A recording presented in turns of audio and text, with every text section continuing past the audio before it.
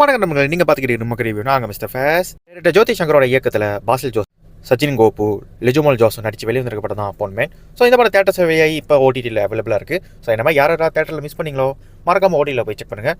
ஒரு ego clash movie உங்களுக்கு பிடிக்குன்னா கண்டிப்பாக அந்த படம் பிடிக்கிறதுக்கான வாய்ப்பு நிறையவே இருக்குது. ஒரு தரமான ரைட்டிங்கோட இறங்கி இருக்கிற ஒரு மலையாள திரைப்படம் தான் அது. இந்த படம் எப்படி இருக்குங்க முழுசாக பார்த்துடலாம். அப்புறம் என்ன ஆரம்பிக்கலாமா? ஸோ படத்தோட பாசிட்டிவ்னு போயிடுவோம். இந்த படத்தோட பாசிட்டிவ் பொறுத்தவரைங்க கண்டிப்பாக அந்த படத்தோட பர்ஃபார்மன்ஸ் தான். இந்த கதையை மொத்தமாக தாங்கி பிடிக்கிறது யாருன்னு பார்த்தீங்கன்னா கண்டிப்பாக பாசில் ஜோசப்போட பர்ஃபார்மன்ஸ் தான். இந்த படத்தில் ஏகப்பட்ட கேரக்டர்ஸ் இருக்குது, நிறைய கேரக்டர் ரைட்டிங் இருக்குது. எல்லா கேரக்டருமே ஈக்குவல் ஸ்பேஸ் இருந்தாலும் கூட பாசில் ஜோசப்போட வழியில் தான் இந்த கதையவே நீங்கள் பார்ப்பீங்க. அவரோட பாயிண்ட் ஆஃப் வியூவில் தான் இந்த மொத்த கதையுமே நகரும்.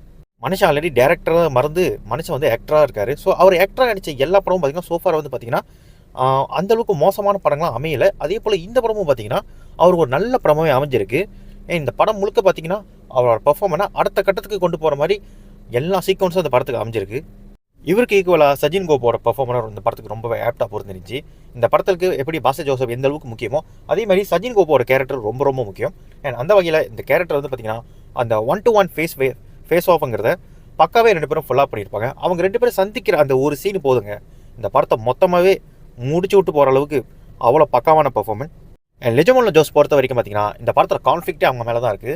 ரொம்ப சட்டலான பர்ஃபார்மன்ஸ் தான். சில இடங்கள்லாம் வந்து பார்த்தீங்கன்னா அவங்களோட ரியாக்ஷன் மூலியமாகவே நம்மக்கிட்ட கன்வே பண்ணிடுவாங்க. முடிஞ்ச வரைக்கும் கண்ணிலேயே பேசணுங்கிறது தான் வந்து இந்த அவங்க கொடுக்கப்பட்ட கேரக்டர் நினைக்கிறேன். நிறைய இடங்கள் பார்த்தீங்கன்னா அவங்க வந்து கண்ணில் தான் கம்யூனிகேட் பண்ணுவாங்க.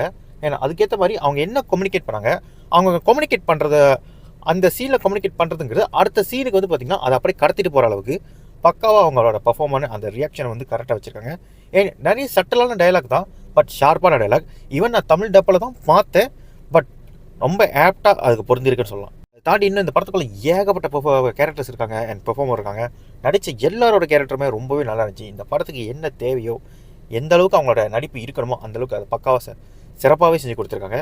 இந்த படத்தை வந்து யாரும் மிஸ் பண்ணிடுறாங்க. கண்டிப்பாக இந்த படத்தோட இவங்களோட பெர்ஃபார்மன்ஸ்க்காகவே இந்த படத்தை பார்க்கலாம். இந்த பெர்ஃபார்மன்ஸ் அடுத்த கட்டத்துக்கு எடுத்துகிட்டு போகிறது கண்டிப்பாக அந்த படத்தோட கதையும் திரைக்கதையும் தான். திரைக்கதையை பொறுத்த வரைக்கும் பார்த்தீங்கன்னா கண்டிப்பாக கதைங்கிறது ஆல்ரெடி ட்ரெயிலரில் பார்த்தவங்களுக்கு தெரியும், பார்க்காதவங்க போய் படத்தை பார்த்துட்டு வாங்க. ஸோ இந்த படத்தோட கதைங்கிறது ரொம்ப சிம்பிள்.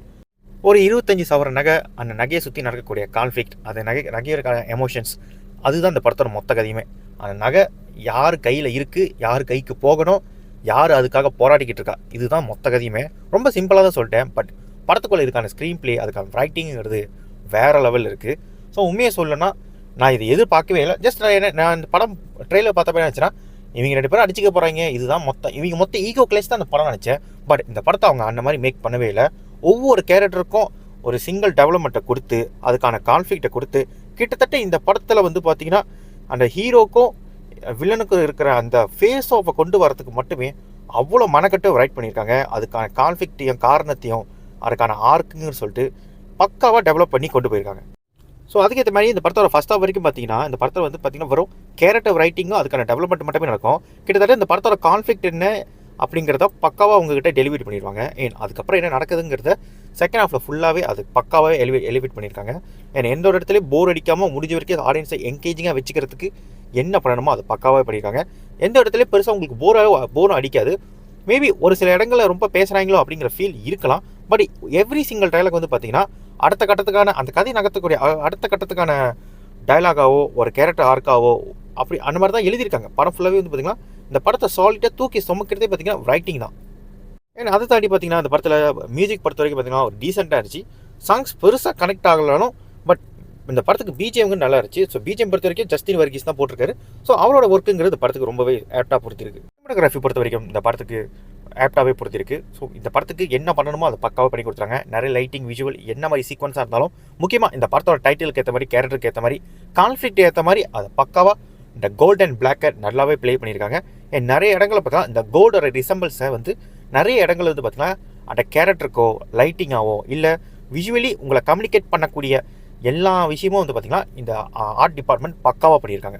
இந்த படம் வந்து பார்த்திங்கன்னா ஒரு 3 கோடி பட்ஜெட்டில் எடுக்கப்பட்ட படம் தான். ஆனால் வந்து பார்த்திங்கன்னா இந்த படத்தோட ஸ்டாண்டர்டுங்கிறது கிட்டத்தட்ட 30 கோடி எடுக்கப்பட்ட மாதிரி இருக்கும். கிட்டத்தட்ட இப்போ பார்த்திங்கன்னா ரீசெண்டாக வந்து டிராகன் படம் மாதிரி தான் 30 கோடியை கொடுத்து 100 கோடிக்கு படம் எடுத்த மாதிரி இருக்குல்ல, அதே மாதிரி கிட்டத்தட்ட அதே மாதிரி ஒரு ரிசம்பிள் தான்.